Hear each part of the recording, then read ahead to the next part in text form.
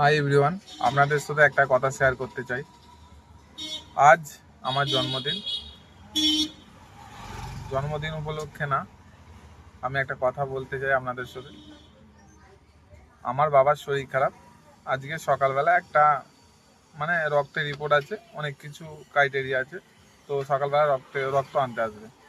তো হঠাৎ ঘুম থেকে ওঠার পর আমি গাড়ি চালাই, অ্যাম্বুলেন্স সমেত অনেক গাড়ি চালাই। আজকে তার জন্য ছুটি নিয়েছিলাম যে আমি আমার জন্মদিন উপলক্ষে আমাদের রাজবল্লভী মায়ের মন্দিরে পুজো দিয়ে আমার ফ্যামিলির সাথে একটু টাইম স্পেন্ড করি। তো তাই সেই উদ্দেশ্য নিয়ে ছুটি নিয়েছিলাম।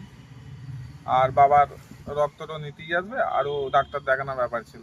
কিন্তু আমি সকালবেলা ওঠার পর একটা এমার্জেন্সি পেশেন্টের কল আসে যে এক্ষুনি ভর্তি করতে হবে হাসপাতালে। আমি জাস্ট মুখটা ধুয়েছিলাম, কিছু না ভেবে, অন্য কিছু না ভেবে আমি শুধু মাকে বললাম যে তুমি এদিকটা একটু ম্যানেজ করে, আমি দাদাকে ফোন করে নেবো। দিয়ে আমি পেশেন্টটাকে হাসপাতালে ভর্তি করতে এসেছি। তাই মানুষের কাছে একটাই রিকোয়েস্ট, আমরা যতই প্ল্যানিং মাফিক চলি না, ভগবান বলে কিছু আছে। ভগবান সব কিছু ঠিক করে রেখেছে। আমরা যতই এদিক সেদিক করি না, কিন্তু টাইম ভগবানই ঠিক করে। আমার জন্য কারো হেল্প হোক, পয়সাটা তো বড় কথা নয়। ইমার্জেন্সি সকালবেলায় ফোন এসছে যে পেশেন্টটাকে ইমার্জেন্সি ভর্তি করতে হবে, তার জন্য বেরিয়ে এসেছি। আর যে সকল বন্ধুরা ভাবেন যে ড্রাইভারদের কোনো দায়িত্ব থাকে না, সব মানুষেরই দায়িত্ব থাকে। আর রাস্তাঘাটে যে ড্রাইভারদের সাথে এমন ব্যবহার করা হয় যে তাদের কোনো দায়িত্ব থাকে না। সে যেই গাড়ি চালাক, সে দায়িত্ব বোধ নিয়ে গাড়ি চালায়। সবাই সমান না, তো সবাইকে সমান মানুষের সাথে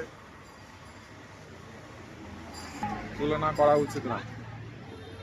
তাই সকল মানুষকে বলতে চাই, জীবনটা একটুখানি সবাইয়ের সাথে মিলেমিশে থাকো, আর রাস্তাঘাটে সব মানুষকে হেল্প করো। এটাই আপনাদের কাছে আমার একটাই রিকোয়েস্ট। পেশেন্টটাকে নিয়ে যাওয়া হচ্ছে ভর্তির জন্য। এই যে আমাদের গাড়ি দেখুন, রাজবলাট হুগলি।